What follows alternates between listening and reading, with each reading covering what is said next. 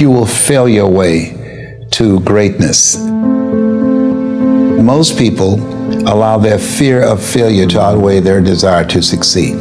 When you're willing to fail again and again and again, when you make up your mind to become unstoppable, when you make up your mind to become a no matter what person, then that will then give birth to a part of yourself that you don't know right now. Imagine, if you will, being on your deathbed and standing around your bed, the ghost of the dreams, the ideas, the abilities, the talents given to you by life, and that you, for whatever reason, you never went after that dream. You never acted on those ideas. You never used those talents. You never used those gifts. And there they are standing around your bed looking at you with large angry eyes saying, "We came to you, and only you could have given us life. And now we must die with you forever." See, most people stop short of their dreams and park and get off the highway of life because of the rejections of life. You will always be rejected. It's no big deal. Jack Canfield said rejection is a myth. It's not like when somebody says no and then they slap you. No, it's just, to me, make no your vitamin. Get excited about the no. Why? Because every time someone says no, that brings you another step to a yes. You're getting closer. Trust me, you will win if you don't quit. You will win if you don't quit. Even a broke clock is right twice a day. As you go through the challenges of life and you look at it and embrace whatever comes to you, don't run from it. Step toward it. Don't try and duck it like most people do. See, most people want it easy. See, if you easy come, easy what? Easy go.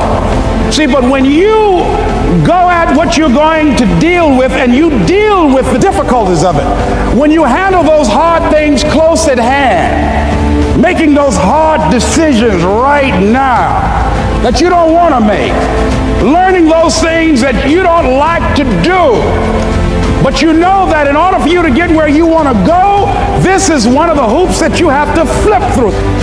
And I'm saying to you, whatever you got to do it, because if you don't, life is going to whoop you until you surrender.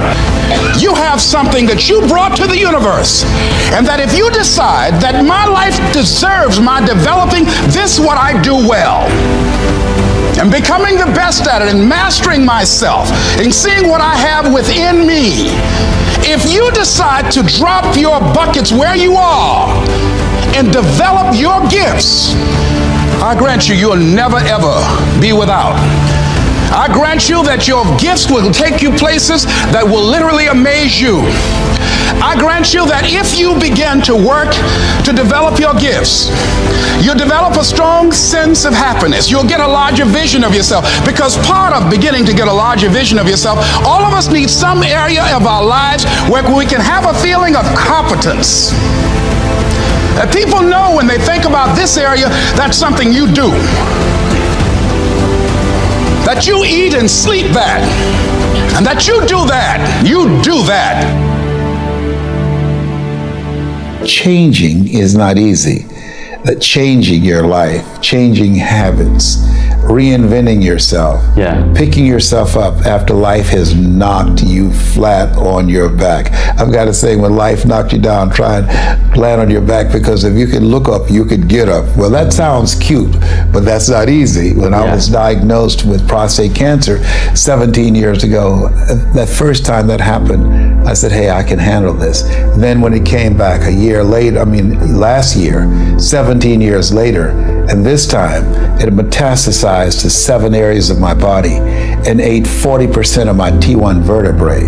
Now the stakes are higher. It's this life saying, okay, Mr. Motivator, you beat cancer the first time. What you gonna do now? I started laughing. When the doctor told me, he said, why are you laughing? Are you in denial? I said, no.